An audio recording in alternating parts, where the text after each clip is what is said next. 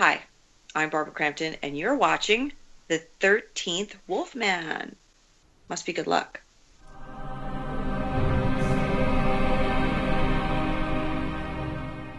Hey everyone on the 13th Wolfman. You know how with me today I have Barbara Crampton. You know her from Chopping Mall, Re-Animator, From Beyond, Castle Freak, and we are still here. Welcome to Sit Down, Barbara. Thank you. Nice to be here. How are you? I'm doing well. This is a big thing for me. I'm finally as I told you earlier, I had Kelly on, and Mm-hmm. you know these are the people that I looked up to when I was a teenager and watching movies. I'm like, I finally get to interview some of them, and Wow. you're a big one. Thank you. Thank you so much. I Yeah, like your shirt. Cool shirt you have on. Herbert West, the Yeah. man of the hour, the and uh, Dr. Hill. Oh, my Yeah, favorite. My yeah. favorite old flame. What was that like? Oh, That he was awesome. David Gale was a perfect gentleman and sweet guy, very smart. Had some theater experience. A lot of us in the movie had theater experience, especially Stuart Gordon. So, working with all of us, we had a lot of rehearsal together, and um, everybody was completely professional. It was, even though it was Stuart's first movie, I mean, it's his most famous movie, right? I mean, yeah, and I would and say so. everything was done so well. Sometimes out of the gate, your first movie is, you hit that with such vigor and strength, and I think he really did. And because we all came from the theater, we had a lot of rehearsal for that movie. And for some reason, I had the biggest living room at the time. I lived in a rental house with a boyfriend, and we had a very big living room. So we rehearsed for about 3 weeks before we shot that movie. And I thought after that, well, don't they do that in every movie? Don't they have rehearsals? And I haven't rehearsed since for that length of time. Sometimes we'll have a read through or run a couple scenes a few times, but I've never had 3 weeks of rehearsal for another movie. So if you're listening out there, filmmakers, the more rehearsal, the better. Let's have rehearsal. Yeah, I would honestly, it's like I would think that would be the way to go. I mean, I understand that people have that whole method of, well, if I do it too much, it loses its oomph. But don't Hmm. you want to know your lines? Well, we know our lines. I mean, I memorize my lines way before I get onto a set. I mean, probably weeks before. I want to know my lines really well. I don't want to think about them. Some people like to learn them at the last minute, but I don't like to do that. Um, yeah, and I guess some people feel like they might lose some freshness if they rehearse it too much, but I don't know. To me, it feels like you want to make sure you're all in the same movie. You want to make sure the tone is all the same, and you want to feel each other's energy out.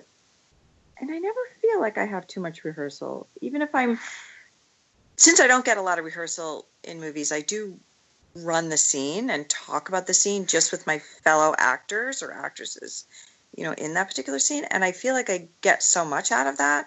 And I do always want more. And the biggest thing to me is being in the place where we're actually going to shoot the scene. Because sometimes you get to a place and you don't have the advantage of knowing your environment. And then you have a 4 or 5 page scene and you have to block it and you have to figure out where we're going to move and where the camera's going to be. And I want to feel really cozy and comfortable in my environment.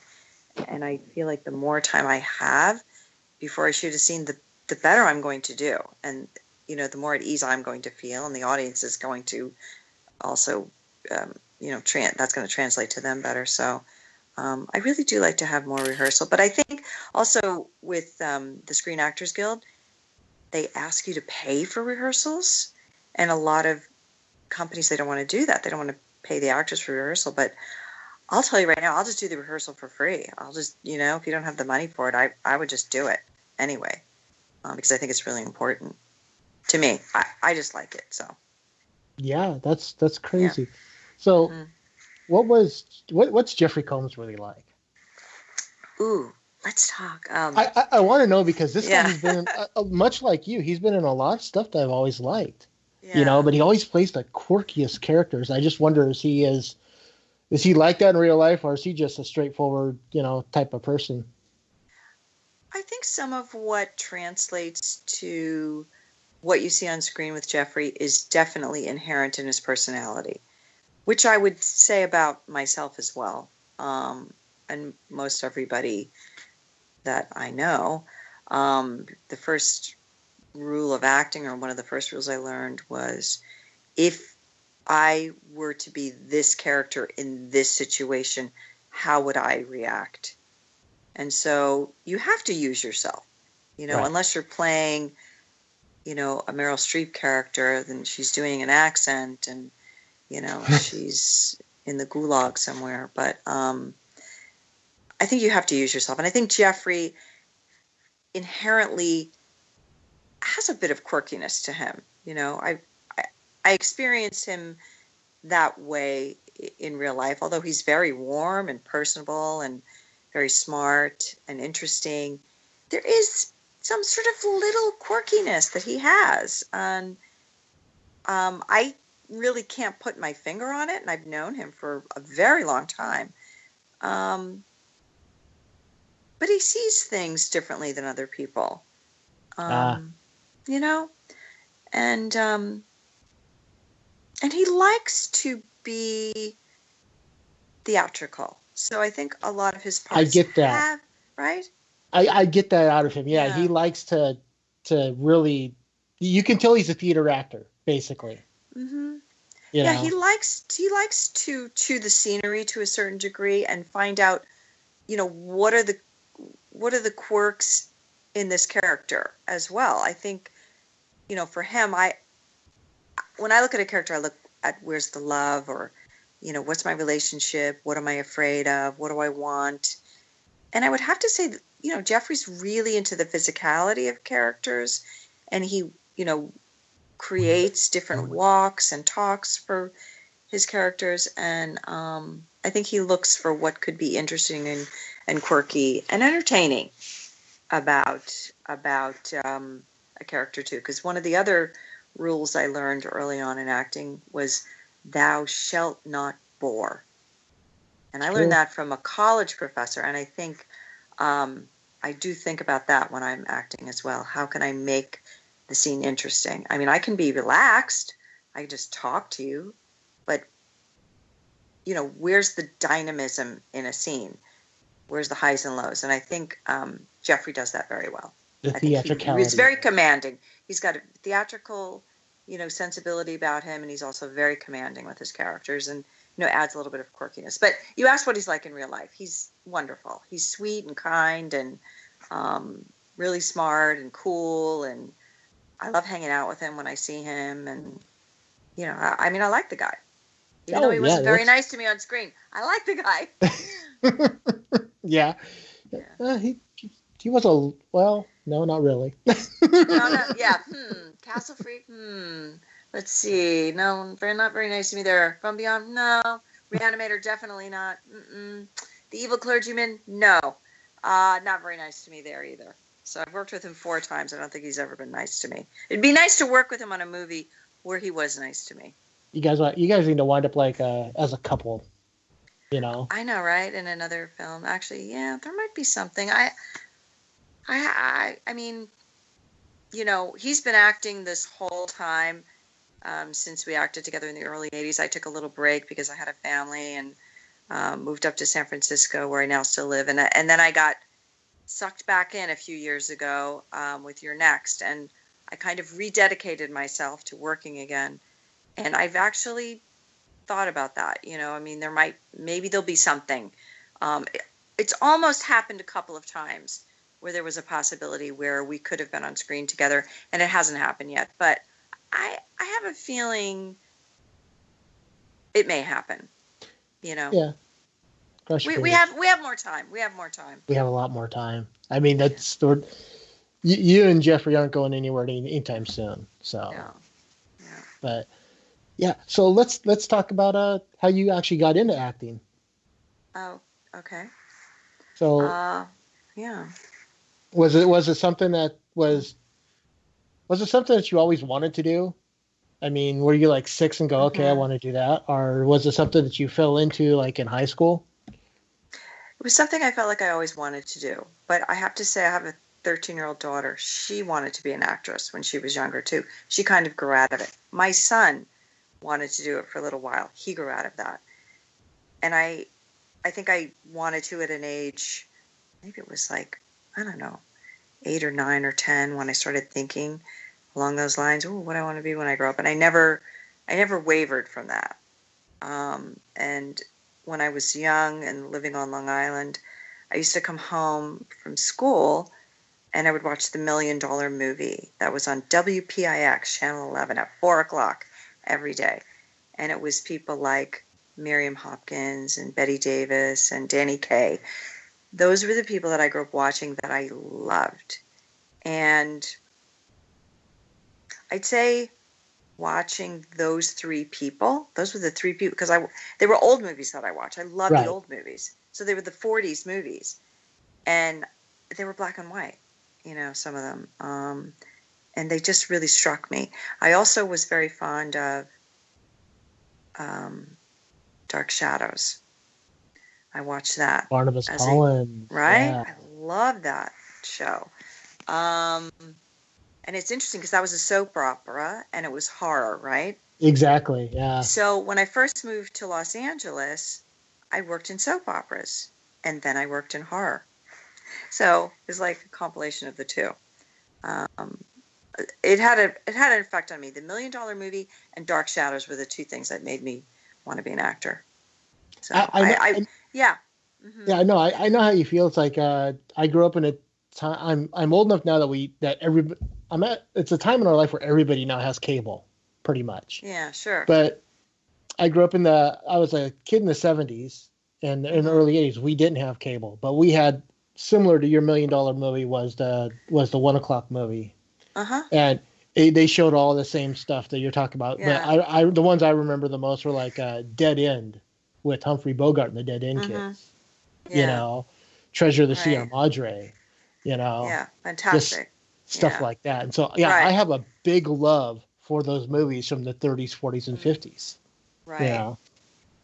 Yeah, me too. So that was it. And then when I was in high school, I did some theatrical plays, and then I worked at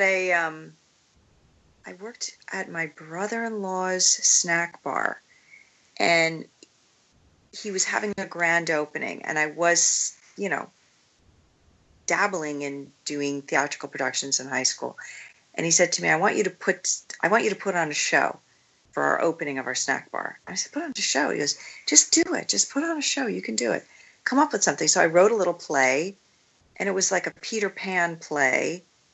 And I played Peter Pan, and I had kids in the neighborhood play all the other characters. And we had a dog involved, and it was cute. And it was out of the back of a pickup truck. So that was one of my first little things. And I don't know, I just kept going. And then I went to college and got a degree in theater, and didn't stray too far away from home. The college I went to was kind of close to where I lived and grew up. And then very soon after I got out of college, I said, I'm out of here. And I moved to New York City for a short time, I think for like a year. And then after that, I decided to move right to LA. I think initially I wanted to do some theater, and I did for a short stint. But I felt like I was working as a waitress on Madison Avenue, and I was making a lot of money as a waitress, getting $200 for each, session that I was working as a waitress. This was like 35 years ago. I was making a lot of money, and I wasn't making that much acting, in theater. And I thought, well, this is kind of crazy. And but you got to struggle for your art. Well, isn't that the mantra of the theater actor, though? Yeah, it is. But then I kind of thought, I met people and I started talking to people. I didn't really have anybody who was helping me along. I was just talking to different people about, and we were all young, early 20s. Like, what are you going to do in your life? Where are you going to go? And after college, it's not like you're going to apply for a job to get an acting job somewhere. It's continual freelance. So I just kind of thought maybe I should move to LA because that's where they do television more than New York. And I didn't really have plans to move to LA until after I got to New York. I just realized there's probably more work in LA and there's probably more paid work. And I don't want to work as a waitress and just, kind of supplement, by doing acting jobs and having that be my, being a waiter and have that be my career. So when I moved out to Los Angeles, I moved out with a friend. We drove across country and we got an apartment together. And then I started working as a hostess at a restaurant.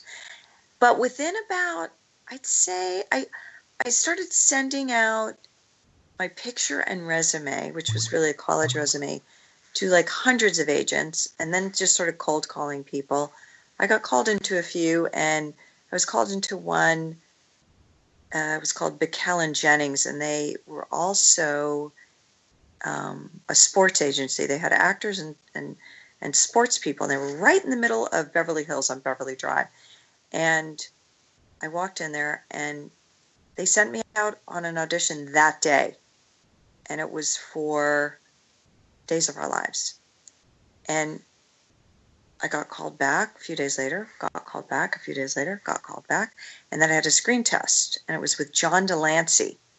Oh, wow. And I don't know if you guys know who he is, but he's gone on to done a lot of Star Trek. And, Q on Star Trek, yeah. Yeah, right? And so I did the screen test with him, and by then, of course, the agents wanted to sign me, and I did the screen test, and I was quite nervous because I'd never been on camera in my life. I had only done theater.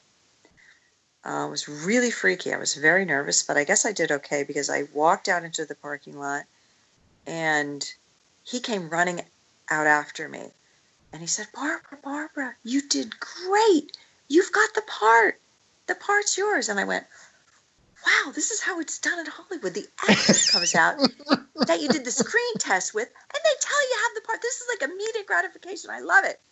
So then I go back. We didn't have cell phones back then. So I call my agent and I go, guess what? I booked that job. I got that job. And it was a regular character on a soap opera, my first audition. And he goes, what do you mean you got the job? I said, I don't know.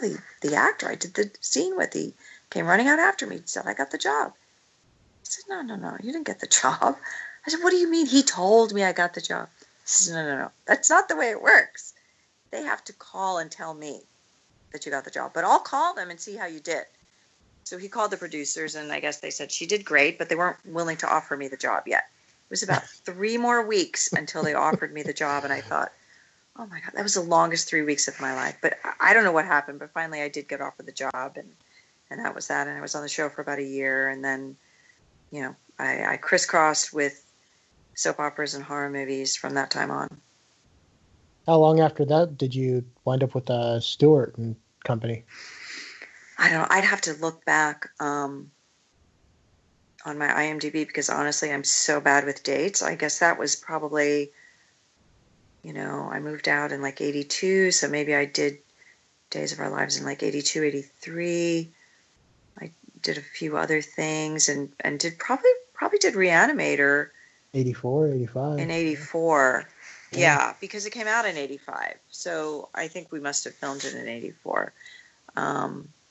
Yeah, so it was that. And then that movie did fairly well in the cinemas, even though I feel like it's more popular now than it was back then, because when it came out, people liked it and we got great reviews, but it didn't have the cult following that it does now. I don't know. I mean, I was in high school when it came out, and all I know is like after it came out that weekend, everybody at school had seen it. Really?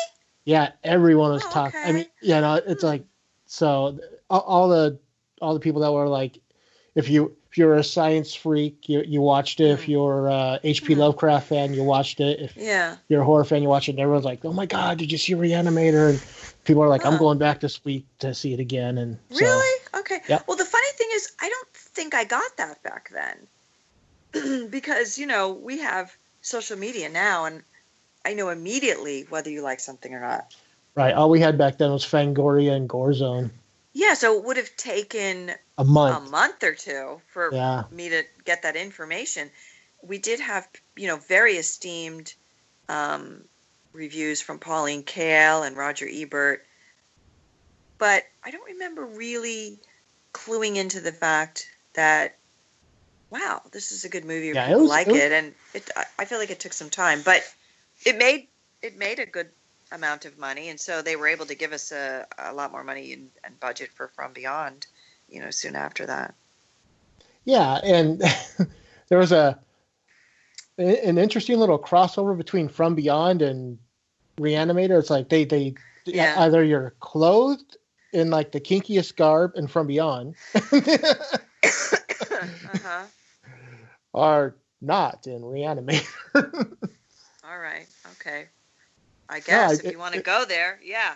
no, it was I just guess. kind of funny. It's like, hey, we got Barbara Crampton. There she is again. Yeah.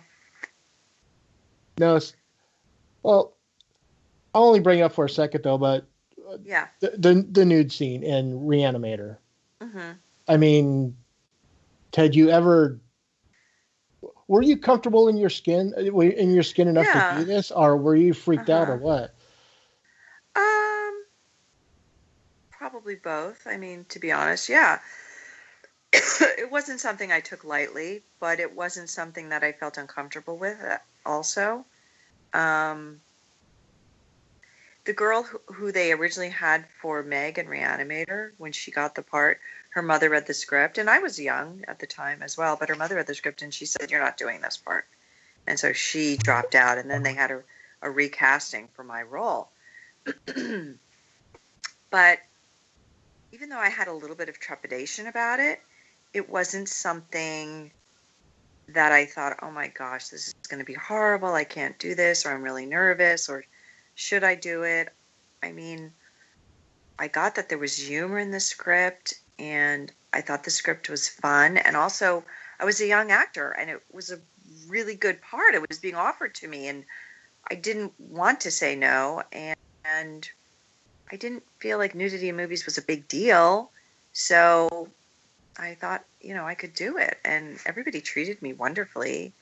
So I definitely, didn't have a problem with it.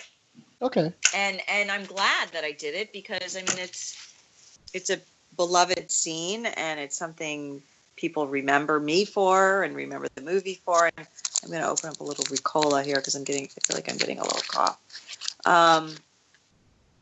So I think it was okay. Okay. Yeah. What did you think about it?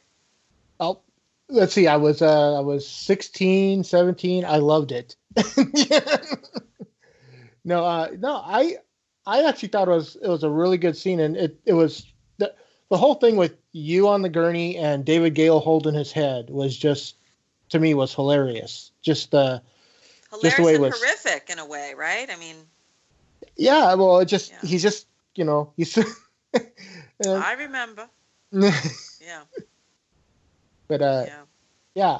I mean, like you said, it's a very beloved scene. I don't want to make light of it. I just wanted to ask, what you thought at the time. Yeah. Well, any fear that I had about doing it has been greatly relieved over the years because people do remember that scene, with fondness, in the way that they love the whole movie. So yeah, great. Now you're a little off screen. I can't quite see your face. Are you still? I can't. I see your couch in your living room. Yeah, go the other way. Go to your left. The other left. There you go. Thank you. Can you still see me? Good. Yeah. Yeah. You're a little off screen there for me. Sorry about that. That's right. But yeah, I mean, again, Re-Animator is one of my favorite movies. So then you were in Your Next, which I also I don't think there's a movie you've made that I haven't really yet, to be honest. Okay. But Your Next, how'd you get wrapped up into doing that? I mean, that really came out of the blue. Simon Barrett was at Fantastic Fest in Austin, and Stuart and Jeffrey were there. I'm not sure if Jeff was doing his one-man show, but I know that they were showing Re-Animator at the time. They were having some sort of, just, screening, classic screening. And Simon went up to Stuart and they chatted, and he said, "Oh, I'm getting ready to do this movie." He had already done A Horrible Way to Die, and he was getting ready to do You're Next. He had hooked up with Keith Calder, one of the producers on You're Next, for that. And he said, "We need a horror movie actress from the old days to play the mom in this movie, or the dad. We're just looking for some people. What about Barbara Crampton?" And he said, Stuart said, "Well, she's retired. She lives up in San Francisco, and she's taking care of her kids up there. And, she doesn't really work anymore." And I wasn't really, because I felt like when I moved up to San Francisco, my husband got transferred with his job. I thought, oh, I guess that's going to be it for me. I'm just not going to work anymore. But I got married in my late 30s, and I really wanted to have children. And it's something, marriage and family life had eluded me for so long. I didn't really care about my career at that moment. And I thought, if that's it, I made some good movies. I made a little bit of money. I had fun. Maybe that's enough for me. Let me concentrate on my new family. So I had 2 kids back to back, and I was busy with that. Anyway, back to Simon and talking to Stuart. Simon said, "I'm just going to try to contact her anyway." And I still had the same agent that I'd had for like 20 years. And I was surprised he hadn't lost my number, because I hadn't talked to him in 6 or 7 years. And he called me and said, "They want to offer you this part for this movie called You're Next.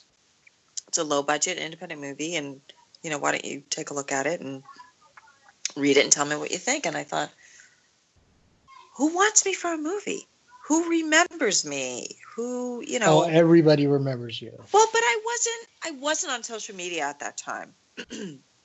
And I really was concentrating on my family, and it completely caught me off guard. I was in Tahoe with my family. We were on a little ski vacation, and it was very late at night, and I got the email from my agent, and he said, take a look at it, because they'd like an answer soon.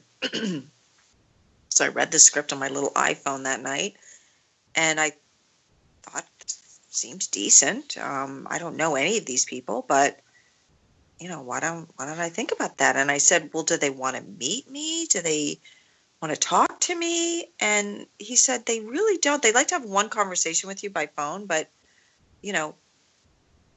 I think they're just going to offer it to you. And they did. And then 10 days later, I was in Missouri doing the movie. And really, how lucky was I? Wow. I thank Simon Barrett every time anybody asks me this story about how I did the movie, because he gave me a second career. He thought of me and said, how about Barbara? And the movie did well. And then I was able to work with some of the coolest people working today, Joe Swanberg and Ty West and Adam Wingard, who's amazing, and AJ Bowen and Amy Simons. I worked with some of the most, really terrific directors, producers, actors. They do their own movies. They act in their own movies. They produce it. It was a spectacular 2 weeks for me that I was on the set. And Sharni Vinson was amazing. I was thrilled. I felt like it was like I was invited to this party, and I was part of this group that I forgot that I belonged to. I had so much fun. It was so amazing that when I left the set, I got back to my home and I called my agent and I said, I really want to do this again. I had forgotten how much fun I had.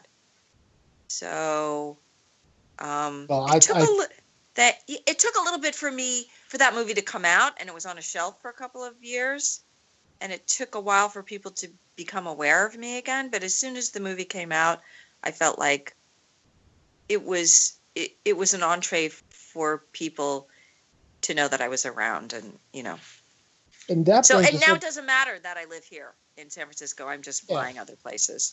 and that brings us up to date because Hmm. coming out in December, you've got Yeah, Beyond the Gates. correct. Yeah, You Beyond the know, Gates. Yeah. Hmm. And that's another movie that Jackson Stewart, the director, writer, along with Steven Scarlatta, they co-wrote it. Steven was the producer writer on Jodorowsky's Dune. I don't know if you guys saw that, but was that is that the one the with Sting? documentary Oh, okay, Jodorowsky's Dune about okay, the director. Anyway, Jackson Stewart was an intern for Stuart Gordon, and so I've known him for about 5 years or more. I met him when they did the Re-Animator musical in Los Angeles, and I went down a few times to see it. I saw it 3 times. So I met Jackson, and we stayed friends, and he did a lot of short movies and worked on the show Supernatural for a while. And he was really growing as a filmmaker, and he sent me the script for this feature and said, would you like to work on it with me? And I read it, and I loved it. I don't know if you've seen it yet. no, Have I you haven't seen it? seen No. it Yeah, you'll see when it'll come out. It's played at a lot of film festivals, so I don't know if it's played anywhere in Seattle. But anyway, it's a really nice movie it's a nice horror movie about these two brothers who are estranged from one another, and their father goes missing, and they have to figure out where he is. And through finding him, they rekindle their relationship with one another and have an adventure inside of this VCR board game, which is, the alternate world that they go into. And the name of the game is Beyond the Gates, and I'm the VCR board game host. It's based on these board games of the late 70s, like Nightmare. right. Yeah. And so I wound up helping him produce it, and also was able to play a part in it. Yeah, it's Awesome. out December 9th. So yeah, December 9th, it'll be out. And is that the worldwide release, or is that a limited release, or? Oh, it limited. Yeah, it's a small movie. Okay. Yeah, limited in, just a few theaters here and there in certain cities. And then it will be available on VOD platforms that same day. Oh, okay. So Yeah. there you go. That's a good thing to know.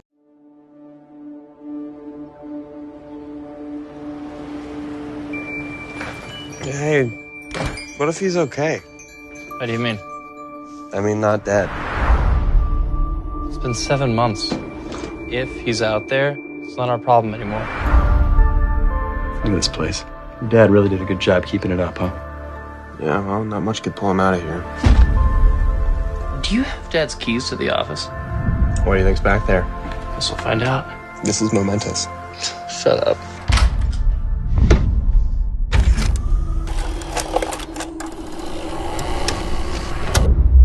Welcome, curious viewers. We found this weird, probably banned VCR game. It's like a board game, but you gotta watch it.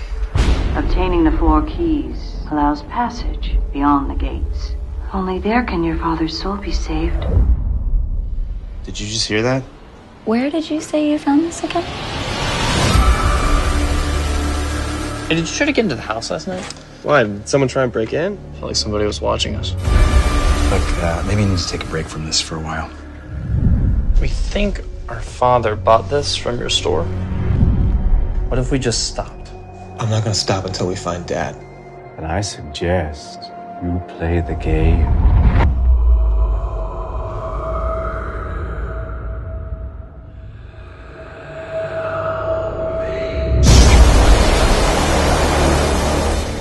Where the hell did this come from?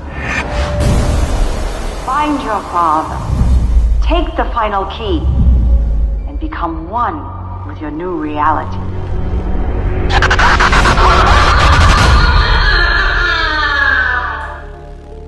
That lady was smoking hot. I think I want it. Sure is now.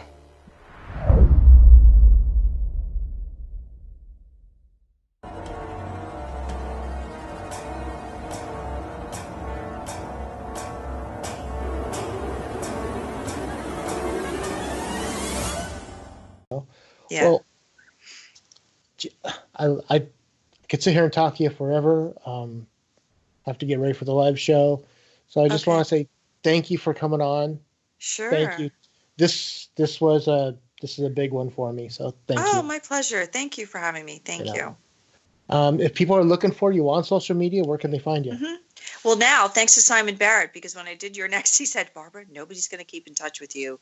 Nobody's going to call you. They're not going to send you a letter. You need to get on social media. And I was like, all right. So then I joined everything. So I'm just Barbara Crampton on Facebook and Twitter and Instagram.